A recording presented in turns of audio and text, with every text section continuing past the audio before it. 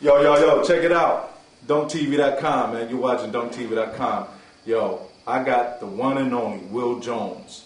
Will Jones is who's the one who's discovered me when I was in Petersburg, Virginia, man. And he just got his jersey retired. American University today, man. DunkTV.com was in the house, man. Yo, Coach, man, what's going on, man? This is an exciting day for you. Very exciting, Tim. It's a day that I think that I will remember as long as I live. It is a culminating day, like, you know, an ice cap being put on the top of a mountain. And a lot of awards that you get, you know, this was a great day for that. And I felt real good because my best friend's brother was able to stand because he had passed away, but he had a large part in the success of that. I mean, you should have been there. It was just really a very touching thing for some of us old guys that was there, some of our old players that was there. I didn't want to get emotional, right? Because sometimes, you know, you and Chew and your crowd and the kids I coach, y'all might mistake that for weakness. You know, Coach still got a heart. Dickie was as close to me as your child, as your brother. He was my man. Right. We did everything together. So to not have him there when something like this happens that he was such a part of, you know, I didn't want to talk about it, and I knew that if I did, I would get emotional, and I didn't want to show that to those folks up there at the time. Right. Tell those people, you know, that's watching DunkTV.com, you know, out there in the world right now, who is Will Jones? Who's Will Jones? Where was Will Jones born? Well, Tim, I was born in Washington, D.C., up in the northwest side, 11th Street, 11th Sherman Avenue. You can 6 or 7 blocks on a triangle away from Howard University, 6 blocks from Banneker, junior high school, and about 4 blocks from Padoza High School on 11th Street. So I was in a box, you know. Long time ago, we lived in what we would call a box, and that was the black box. As you know it, we couldn't live across where I put you up when you came to school. We couldn't move across 13th Street. And we couldn't move across Water Street. Water Street is over by the reservoir. So we were in this huge box, a ton of children. I mean, children galore. And that's where I grew up. And, you know, we played everything. Everything was a contest. Racing against somebody, boxing, hopscotch, double dutch, you know, guys had out with girls, any kind of, anything that you could think of. You know, we used to make skate carts, you know, by skate breaking, you put 1 or 2 in, take a wooden crate that came out with a 2x4, put a skate on it, nail down 2 handles, and you had a box that you pumped like a school. And they used to race those things, and they got sophisticated. But that's the origin of where I was born up in Northwest Washington. What high school did you go to? Well, I went to Dunbar High School. Dunbar was a college preparatory school. When I came along, they had certain things. For those who were in school, because you had a government in Washington, D.C. When you're in Washington, D.C., they had a government influence. They took typing and all of the government type filing and things for those. Dunbar was a college preparatory. So let's look at it and tell it like this. Dunbar was a school where blacks were going to college. You understand? Not that other people weren't, but that's what their curriculum was about. That's going to college. So it was college preparatory. Armstrong was a trade school, you know, printing, mechanical drawing, construction, you know, I mean, to all degrees. Phelps was a vocational school, you know, the brick that was out northeast. Then they built Spingarn, and they kind of had it mixed. College preparatory, clerk, Cadoza, etc. So that's the way the structure of the public schools was set up when I came out. And Dunbar was a school that, if you had to go to it, they weren't all in love with you as an athlete because they had a tendency to make you soft. You talk about Charlene Drew Jarvis, you know, Dr. Jarvis, you know, invented blood plasma. So that's where their daughters went, you know, the high echelon of our race. Children that was in the city went to Dunbar, and then led most of them went to Howard University and transferred on. So did you play for Dunbar? I played for Dunbar. The school that they said was a tenderoni, so I imagine that's how I got my competitive spirit because, you know, Armstrong and Cadoza and Spingarn, everybody is supposed to be, you know, broad, the tough. You understand? So bring it on. Right. Simple as that. And we brought it. We brought it while I was there. There's no question. We had a very, played with a bunch of guys. Coach still leader that he was, convinced them that these guys can't beat us if we stick together and do what we want. Right. So I didn't separate them in the summer. I didn't go get on the best team. Everybody wanted me. I wouldn't go do that. I took them. And we got in every tournament. Right. We won. Now, of course, they were catering a little bit to me. Right. But by the same token, I was good enough to be catered to. In other words, you don't cater to somebody and don't win. You cater to somebody that's going to make you win. Right. Now, when you get this old, everybody won't say they was just good or they were better. But they're not. You understand? I was ducking basketballs when they were behind us, throwing so many passes to me. I wasn't really ducking them. I was catching them and shooting them. But now they were saying I was shooting too much. But they'll never say I made too many. But now, when they say things, and all of them that rebound, will say if he missed something, I would have got no rebound. When I just happened to play with Will Jones, he missed that many. Right. Wow. Something that I'm proud of. Right. But this is what we did at Dunbar High School to get in line and focus with the Washington, D.C. area. Because it was great athletes who could those Armstrong, Phelps, Dunk. Remember, Spin-Gun was the one that was built new, so the whole Northeast converged on it. So they had their pick in the middle. They still going to go to school. And of course, everybody wanted to go to Brandon High School. Right. Exactly. How many points you scored? What's the highest points you scored in high school? 45. That was the record for a long time. Wow. I scored 45. And I think that a kid it was half of the area, and I think a kid over in Northern Virginia scored something like 50. But 45 was my highest. What made you go to the University of Well, recruiting is different, and there's a cultural bite to it. You understand? Almost similar to your situation. We talk about a little about you to where you could have gone. My mother had passed. My brother had gone to the military. He was older than me, and I had a baby sister. And I wanted to go to school. I wanted to go to Michigan State. They wanted to look at me and say, well, we need to get a Hartford scholarship. Well, my father didn't have a dime to send me to school. So it was a waste of time thinking somehow I was going to pay for Hartford. I didn't know that. So I had a high school baseball and football coach that took a class. It was graduate work, a master's work, with Hugo Dutch Schultz and Pop Cassell, who were administrators at American University. And they happened to ask where I was. And then he said, well, Will's at home, but he's taking alignments. I went back because my father told me until he could get help from my baby sister, that he would, until that time came, you understand, then I could go do something in school, but I had to babysit her. Forget the dumb stuff, I had to babysit her. And they came down and they asked a question. And they asked me to come visit us, and Miss Chase talked about it. I said, yeah, and then he came into my house, and we sat there, and remember my father was waiting on Pennsylvania Railroad. He was getting 10-cent tips, and that was big money. And they somehow mentioned the word, we're going to give Will a free education for 4 years, because scholarships back then were 4 years, not 1 year at a time, They were 4 years. So we're going to give him a free education. Well, to my father, who came from the South Carolina, and a sharecropper, education meant everything. And first thing he heard was free. And then they told him, all we have to do, Mr. Jones, is for Will to sign this piece of paper. And he going to come. My father said, what do you mean? He got to give his permission to sign it. You going to give him a free education? They said, yes, sir. He said, sign that, Will. Well, that's all to it, You talk back to your father, back to you did what he told you. Right. So that's how I ended up in American University. Wow. They got a jewel in the rough and didn't know it. Didn't have no clue. No. Wow. And how many points you scored in college? What was the most points you scored in one game? Well, that was a game in Evansville in the national championship. That was the finals against Evansville, Indiana. They were ranked one. That was 54.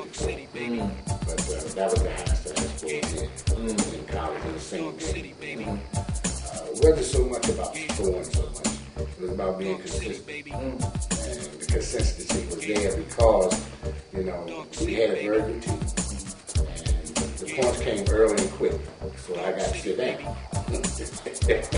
My average was there and the game was out of hand. I didn't play them. Wow. I could have, you know, Coach and my coach reflecting on that last night today. What possibly could I have had? So I was close to 30 at that time. How many points you think you could have scored? I mean, realistically. Realistically, you figure that I was an easy 25 a half. So you talking about averaging 45, 50 points a game. So you just multiply that by the number of games that you play, which is 27. You come to a figure. But again, those things are done like on need. You know, I guess you need to get other people to play.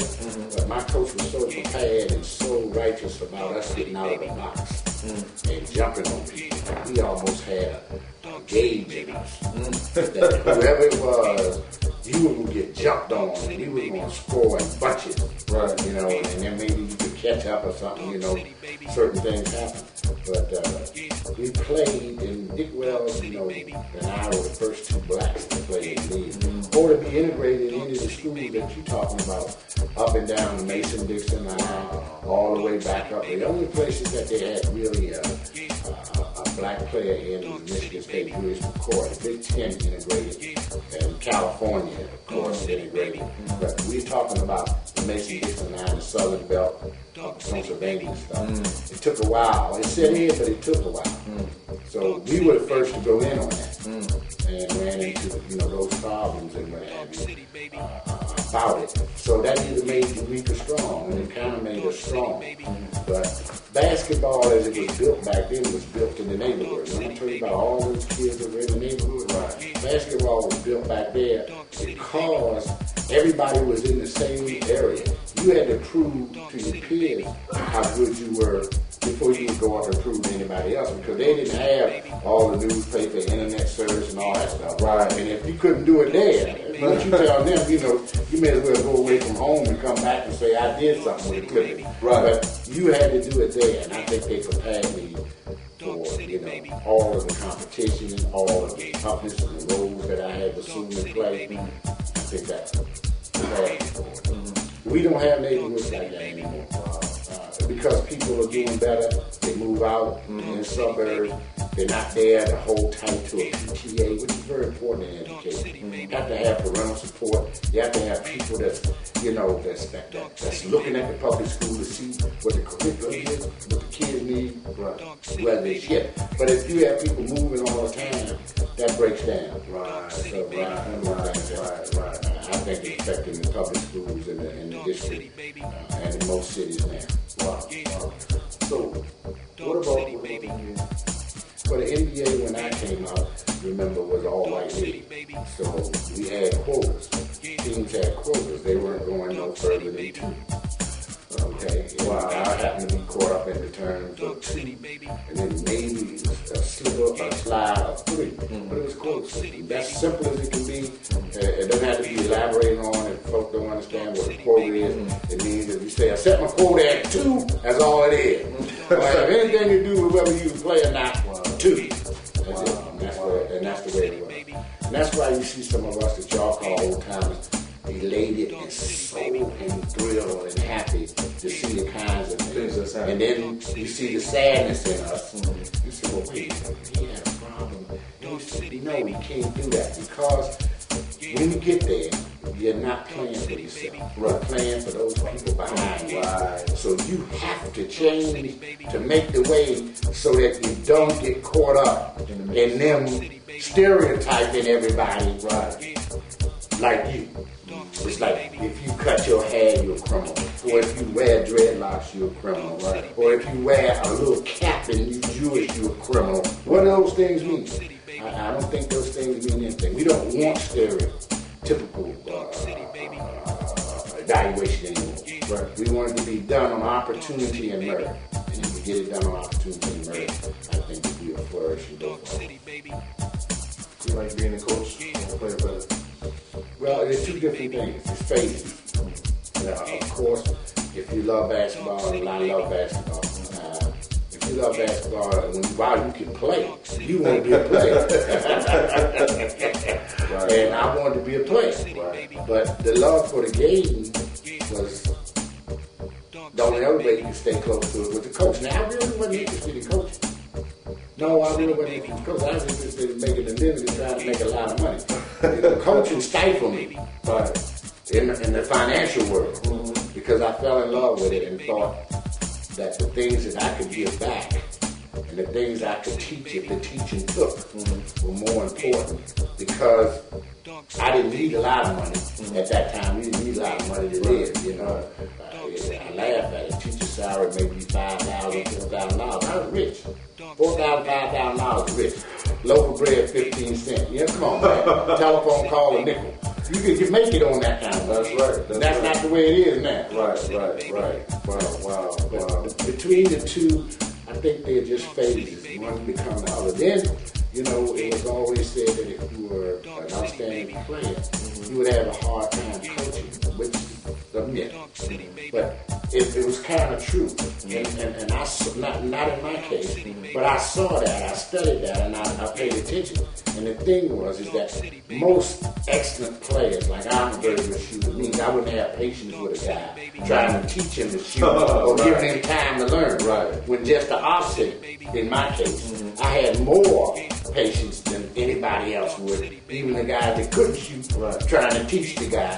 And I think that's what made me fall in love with coaching. And I bucked that hard of being an exceptional basketball player and not having to transfer that over to another kid that I could do it so you could do it. No, it's a process that you go to do it, and then we'll see how good you do it once you mature and your imagination take over. So just wanted to give those rough fundamentals, and those fundamentals are not, coaches don't deal with them much anymore. They want the finished product, and the finished product is 5-on-5. I mean, go somewhere and tell a guy, hey, we're going to play 3-on-3, and you play, you say, come on, man, yo, throw the ball out, get 5, you know. And that is it. Runaway rocket. You know what I'm saying? So that's why you have so many, you know, problems with them handling the ball at the right time. I ain't saying you can't handle it, but at the right time, because they're not fundamentally sound to know what someone else is going to do. I guarantee you, if you were, even in recruiting, you went and sat down and talked to a kid, and you can't blame him for it, and you don't knock him for it. If you sat down and asked him what was the forward doing when you were dribbling down the left-hand side of the court, he couldn't tell you. Now, he said, well, he was behind me, I didn't see him. Well, in your mind, you still supposed to be seeing what's happening while you are doing something, because you have a basketball. Everybody has the basketball, becomes the leader. Right. Everybody. If you touch it for a second, at that moment you the leader. Because you redirect where the basketball goes. Right. You know, so you got choice. Right. Do I throw it to Will Jones who shoots the lights out, or do I throw it to some goon over there that can't throw it off the boat? It's a big difference, but it's a deep game. And if you sit and coach, you know, I coach you guys, and you all missing a lot of things. I had to close my eyes and visualize you and dream, and then put a little bit at a time. Then it became easy. You all used to enjoy it because it was easy. But it didn't start easy. You know, it was drills that we did that was pumping you right there. And you didn't know it. So you can't take a drill and say, if you do this drill, this is going to be the result. Exactly. It's not going to work. And a lot of people think that. You have to take the drill and plan it so that it is going to equal the end of your means. And then you will have something. You're taking me deep and you're making it think. Yes, that's a good thing, you know, and then also, no, what's the difference between, what do you think the difference between Division 1 and Division 2? I think the difference is academic paperwork. I think the difference is whether a kid can pass the tests that they have as they teach school. That's the only difference. It's academic. If a kid has good grades, he can go anywhere and play. If he cannot pass the test, then they have to find another place. So he should go test out at that place. If he wants to transfer, he can go out.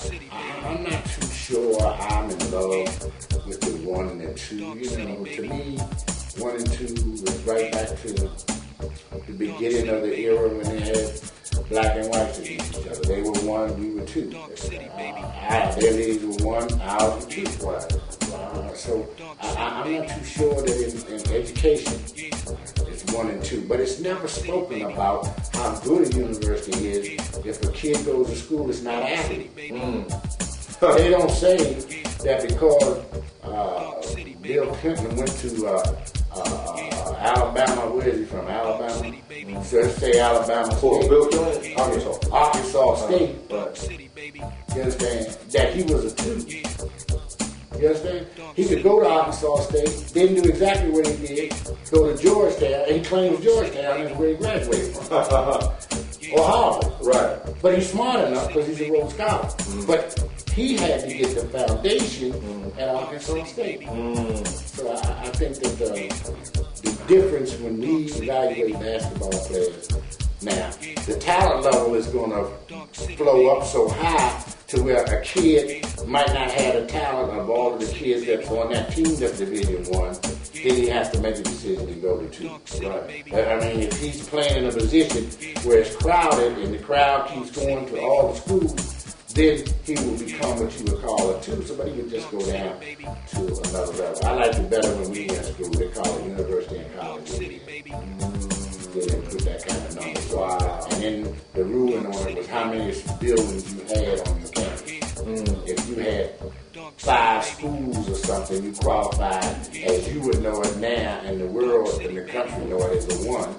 And if you were a college, you didn't have as many schools, or you didn't have a school for the language, or you didn't have a school for the international commerce. If you didn't have those schools, it was university college. Now, when you got those schools, you were automatically a university. And they don't do that now. Now they go in the economic part of it with sports to be 1 and 2. The way it's structured now. Who do you think was one of the best players? I know this is a broad, bold question. You've seen in Division II that could play in it is very difficult. I think all of you guys that I had at the university could have played there. I would be remiss to stop and call all names. I'm trying to think of a couple of them that could, but all of you all could play there. I mean, that's a nomenclature. It's hard for me to say that. I think it's a whole lot of guys that's playing Division I that can't play Division II. Right. I think it's more of them. And I don't want to say them on this tape. Right. It's a lot of them. Right. But pick the school. When I show you, you call the school, I show you. They don't belong. Wow. Again, that academic, there you go, that academic qualification, you know. And they place a heavy hand on the academic for an athlete, but the athlete has to do so much more. And when you talk to people who are academicians that believe in that stuff, but they never did it. Right. They don't know how hard it is to split it. Wow. You understand? Or else they would change it. Right. You know. And when they get a kid and the kid takes off, become interested in growing or doing that, they become. But it's too late because they've already signed the papers on it saying, "Oh, you can't come in here because you don't have it." That's not true. Wow. I think that there have been many Division II type basketball players that play in the league. Earl Monroe. I don't want to sit here and call names of a lot of names. I'm a Jewish Irving. Right. You know, Massachusetts was two schools. I don't want to get into who it was when they tell me that. So all of a sudden, when they went over, Julius became a great player. That's not true. Wow. Oh, Earl Monroe didn't become a great player until he went to the Bullets. Well, the Bullets didn't even want to pay him.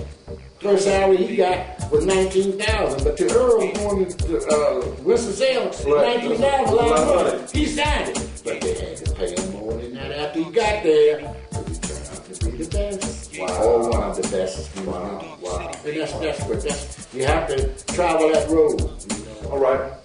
Welcome back to Slam Dunk Show on DunkTV.com. Got Will Jones here, man. He's in the house, man. This is the reason why you see Dunk TV, anything dealing with dunking, National Dunk Association, because this man came to my house and recruited me. And so, hey, Coach, tell me something. How did you, tell these people, how did you recruit? I had a player. His name was Michael Britt. And he was a fabulous basketball player. And he jumped real high, ran. He didn't have a great jump shot, but he could hide it. He taught him how to make one to stay honest because he had a great first step. Right. Well, he graduated with first team All-American Division II. And got drafted, by the Wizards, whatever, you want to make on the tape. Mm-hmm. And I told my assistant, Doc Robinson, that hey, Doc, go find me another one like him or close. Mm-hmm. Okay. So I guess Doc was going to Georgetown and we were coming up there to play. Right. He wanted to play. Right. And I was in Florida. Okay. And he called me. And when he called me on the phone, he said, I think I found him. I said, man, I'm not coming back, man. I was going down to recruit Johnny Jones. Right. And Johnny Jones' father was the second leading scorer at Villanova and with the 76ers. Right. I was going to recruit Johnny Jones. Right. Outstanding player. So Doc said, if you don't get up here, and knowing Washington, D.C. area and all the coaches and the universities, and I wanted to have a player similar to Mike, he said, Tim Stanley. And then I came back, and you came in the game, and I came in the game, and then you scored on Michael Brown, who I had transferred, and jumped, and I said, my God, but he's strong jump.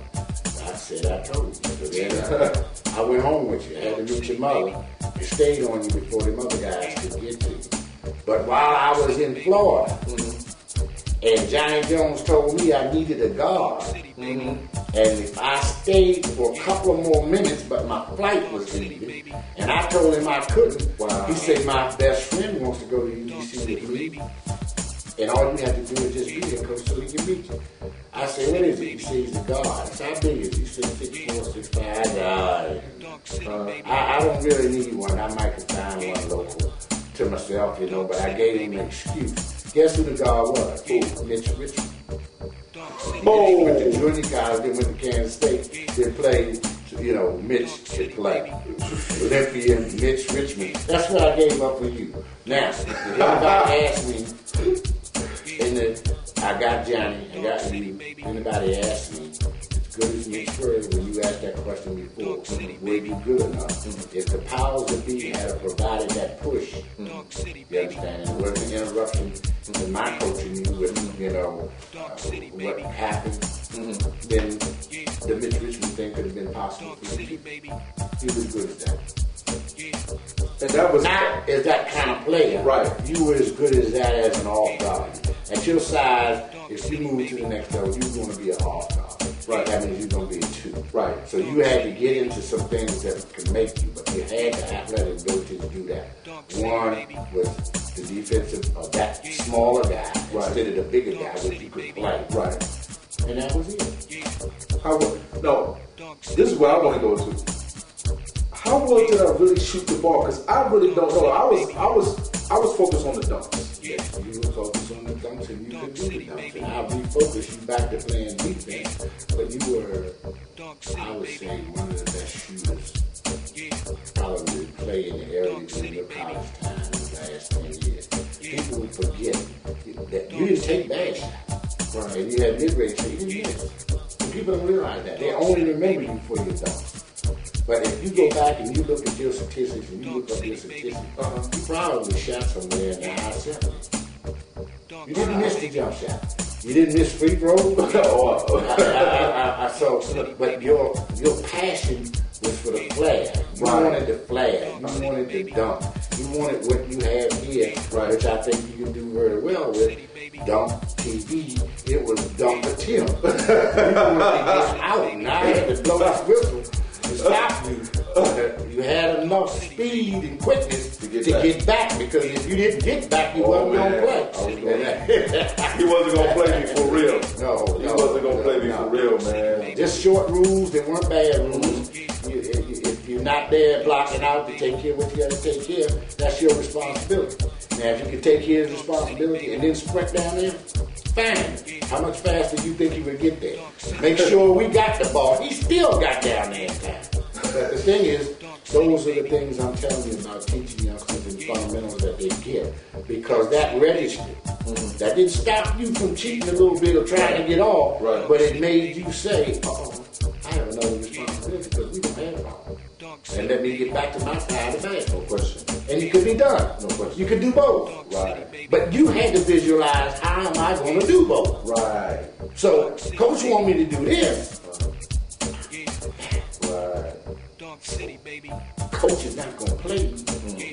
So I better do what coach does. That's right. And then I'll do that. So I just got to get quicker, stronger, and to make sure that I have a better sight and watching the ball like I should have been and not assuming and make sure that we got ahead of it. Then I'm down the court with my hand up and they can't miss me. That's right. They can't miss me. Oh, man, I used to love it, man. Yeah, you could run as fast with your hand up in the air. People could doing this. What? No question. That just goes to show you the other thing you had a desire to want to be a very good player. And when you have those kinds of things there, you just absorb knowledge and information. Even when you couldn't do it, you wouldn't say you couldn't do it, but you would keep working on it until you got it and slipped up. You would sneak and work on it. But you wasn't going to go out the way. I'm going to work on it. And that's something that, if you can get folks to do and teach them to do it that way, it's such a great compliment to the desire and the mindset and the will that you would have. I'm excited because, there's a lot of kids, Coach, that get caught up in the system. I didn't know. It took me 4 years to get to school. It took me 4 years. I couldn't get seen. But Ronnie Highsmith is the only reason why I called up at Georgetown talking to Coach Eshworth. And he put me on Ronnie's team on that Tuesday. That Saturday, I had to be in Washington, D.C. I found the way up there. And then from there, it was history. But you know how many kids are in that type of predicament? Well, we have to go back again to the government. We have to go back to when they cut out all the social programs, all the recreation programs. There used to be a time you could go into a community and go to the recreation center, and they would tell you everybody in that area that was an athlete. Then you could go to the high school and talk to the coaches and counselors and found it out. They wiped that completely out. So they went to another method. They went to AAU. Wow. Then they went to AAU. It changed. Wow. And I still think it's good. There's some very good things with AAU. But it changed.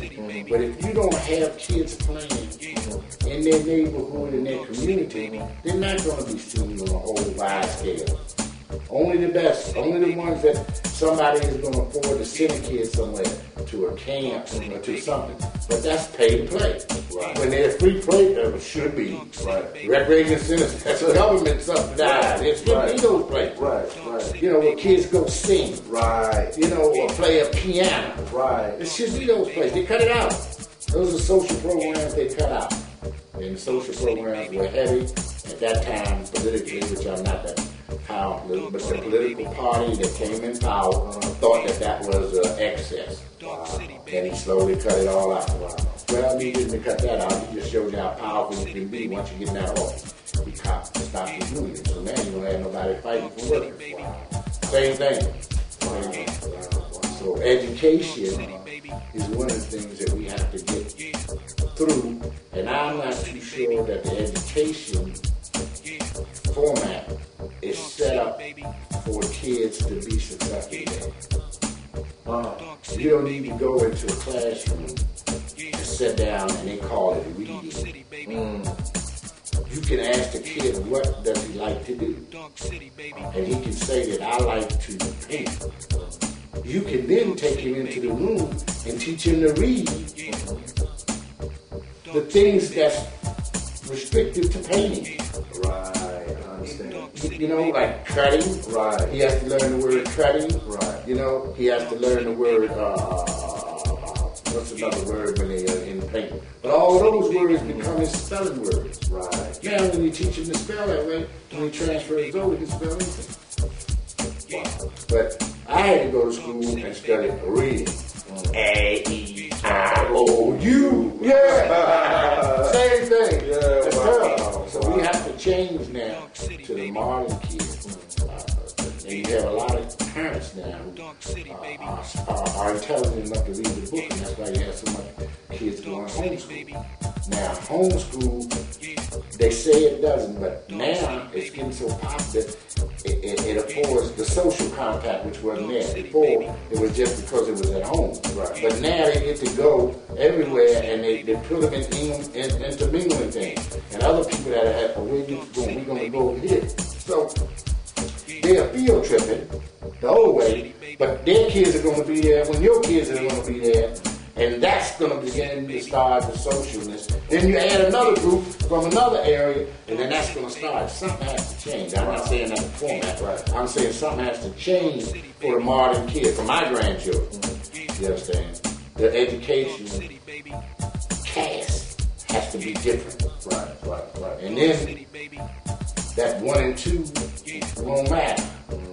Because everybody then will have an opportunity, and then it will come to the numbers. But with a person that's educated, when it gets to the numbers, goes to something else. A kid that's focused on one thing goes to nothing. That's the difference. Wow. I'm just very excited because I think everybody out there knows who Will Jones is, and the key thing is that this man right here, man, is just a legend, and this right here is very special to me because I remember when he came and got me, and 8 hours he waited for me and my mother. So I thought maybe you could do something. Yeah, you know what I'm saying? So 8 hours. Definitely, 8 hours. No, but that has something to do with the way that we approach and look at it. Doc Robinson and I looked at kids real hard, differently than a lot of people. Not that we had a magic wand, it was all out there for other people to look at it. They wanted to look at those kind of things. You understand? And then how they would fit with what we already had, in there. So you're lucky sometimes when you run people that have your interests at heart and not jiving you. Right. You're lucky. Right. And the quickest way to eliminate somebody jiving you is to be educated. That's so true. We right back to the same thing. You gotta have some formal education that will help you do these things. All right, but tell me, I think that the ride has been great for me. I'm gonna cut it off. And transferring it down. First team all metropolitan is the best. I don't have documentation on my playground when I was a little kid, but I was very good at a lot of things. Sports, Chinese checkers, paddleball, everything. Crap, Right. dice. Crap learned me to count fast, so don't knock it. You understand? When you shoot it in 6 and somebody say no, it was 8, and you tell them you gotta understand how fast to snap that money. So dice ain't all bad if you use the cube the correct way. Right. All of those things, softball, baseball, football. What about your accomplishments in basketball? Tell them. Let's go The basketball accomplishment was, first team all that's high school. Okay. That's the best in the city. Remember, I was in a segregated situation. Right. The first year, so being one, the rest of them were white. Right. I was the only one. I was the only one good. Right. I was the only one that was so good that they had to put me there. Wow. And others were good, but they weren't that good. Right. Kick it over. Right. All right. Extra. Some sugar, that's not. Right. So they say we'll satisfy the masses, maybe, but he is that good. So all that's fun. Then I go to college and I make all American. Then I leave there and I go and get a coaching job. I go to the Olympics, trials twice.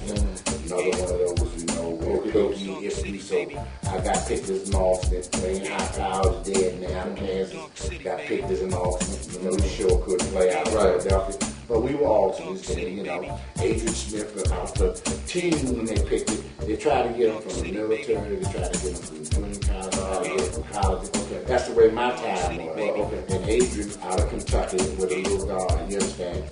He made it, and then you had a couple of the guys that were in the military to make it. That's how you put the team together. So then, from there, I was inducted into my Hall of Fame at my university, which is very thrilled with. And Then I left as coach. Then I went to Maryland. After I went to Maryland, worked for that Giselle, I left Maryland after 5 years, and I went to UNC, where I stayed 20 years and built this game that I built.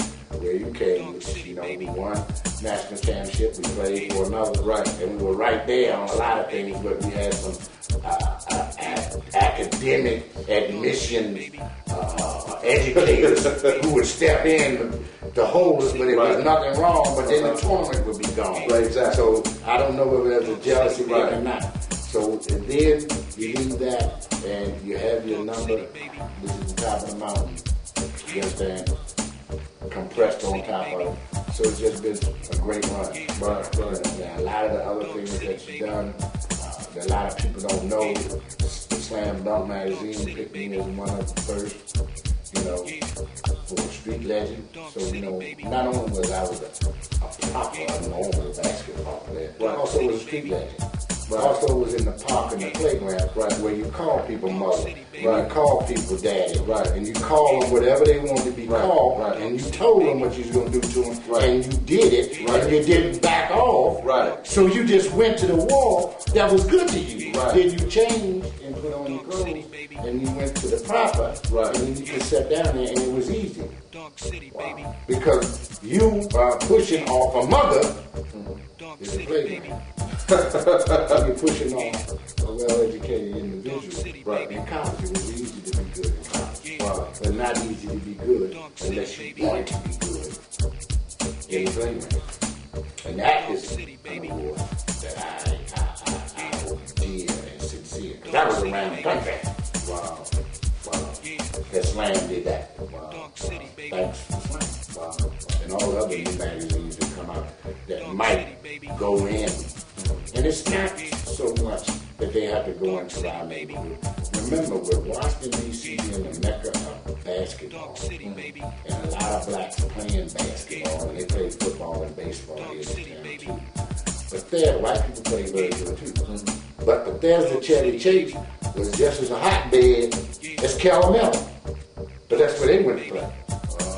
But they don't go right about it because it's not there, all part of their lifeline. Yeah, I mean, they now senators and presidents of their companies and stuff. You understand? We school teachers, lawyers, you know, doctors, some. But I'm just saying, they went a different route. But at the time, their playground was just as active and had tough athletes playing in it. You understand? But again, we couldn't go where they went, so we didn't know nothing about it. So when people come in and they want to talk about street ball and who could do this, how do we know white guy couldn't dunk? We never went to his playground. Wow. Never. Wow. I'm not sure. We need to find that out on DunkTV. We need to find that out. You need to DunkTV and go find it. I guarantee you that you don't make them mad because you're going to have some in there that will be of a different persuasion. Now, they ain't got to be white. They might be Chinese now. There might be a lot of things there. And they'll be able to throw it down just like you showing with some excitement. Then the game gets good. Oh, no question. Because now the pot is stirred. Now, hey, Coach, okay. Last two things. Is the dunk the hypest thing in basketball? Yes. It's the most exciting thing. Could basketball survive without the dunk? Yes. It could survive without the dunk. You see, but it's the most exciting thing in the dunk. Remember all the time ago, you know about the dunk. Right. Remember one time when Kareem was playing, they took the dunk out. Yeah, exactly. The basketball survived then. You see what I'm saying? You had to make shots. You had to check people. You had to block shots at the right time. You just couldn't slam it to do it. You had to lay it up over people. Or you had to use both hands to go around and switch. You had to do all things. The rules sometimes change to where you can do it. But I hope they never take the dunk out of basketball again. And they took the dunk out because black man was dominating. The big black man was Will Chamberlain and Kareem. You all 7 foot. If a white guy was blocking shots like that and doing it, they wouldn't have never taken the dunk out. So I don't like to go back to that and tell you, but that's the truth of the matter. Yes, basketball could survive, and yes, the dunk is the most exciting thing in basketball. Could I have played in the NBA? Yes. If you went to the right team. And if those things that I I told you about, you had worked on because you had to change positions. Right. And changing positions is not as easy as you think. You know, that should have happened your junior year. You should have moved up. Right. People move up. But, you know, I left. And you could have moved up. Yeah, well, I mean, still the thing was that then it became exciting then to you to satisfy another desire. You want to be the leading scorer. And you want to dunk, and that's where you went, so you didn't change. You just became efficient in what you did. You can't look back on it and wonder.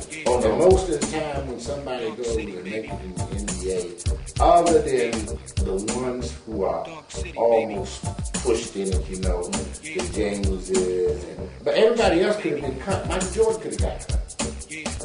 See, wake up and smell the coffee. When Michael Jordan went to Chicago, they didn't even pick him up.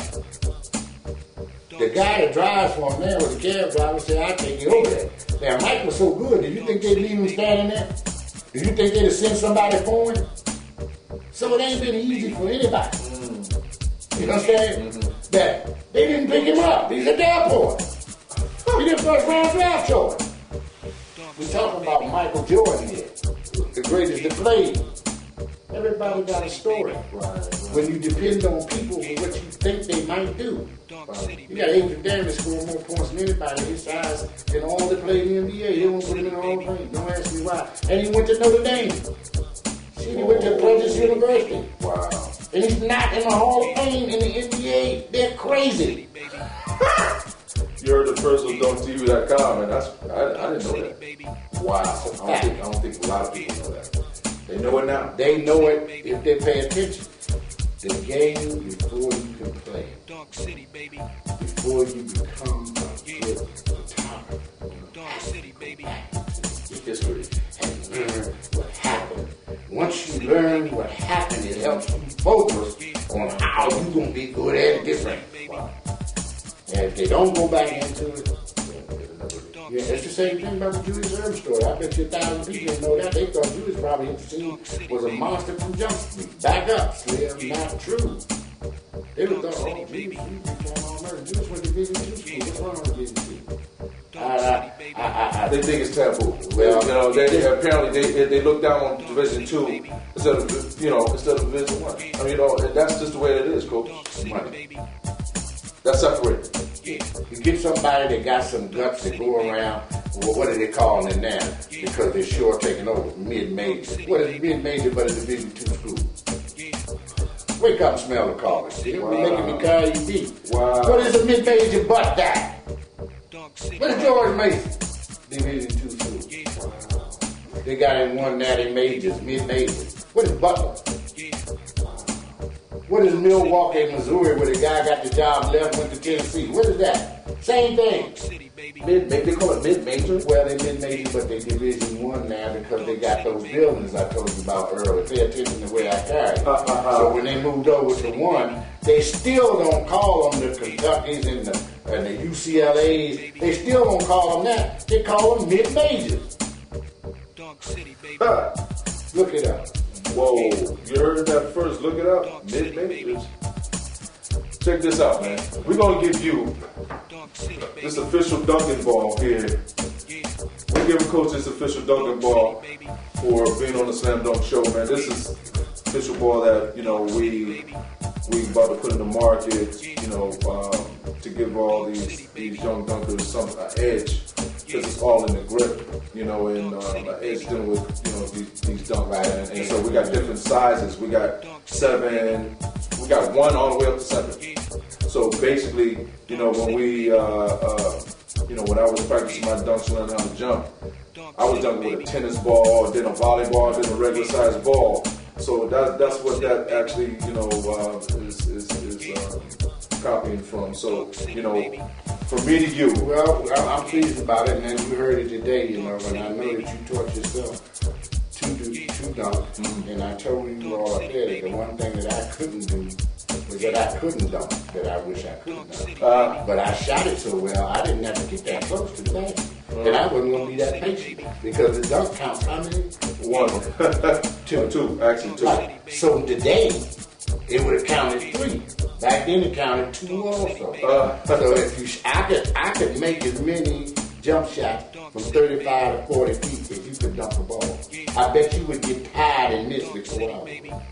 That's how well I got it. So in the day when you came up, the dunk was exciting. Right. When the day I came up, making a shot was exciting.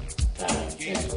I'm going to go out as an old man and learn to dunk. Because you all gave me this DunkTV ball. It's magic in this, you all. You watch the Slam Dunk Show, baby. Yo, Coach Will Jones, the one and only, man. There's no other. Peace. Coach, that was awesome. No, that's yours.